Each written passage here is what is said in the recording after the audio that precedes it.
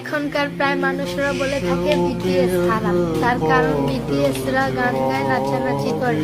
কিন্তু আমার কথা হলো, পুরো পৃথিবীতে কি শুধু বিটিএসরা একা গান গায়, নাচানাচি করে?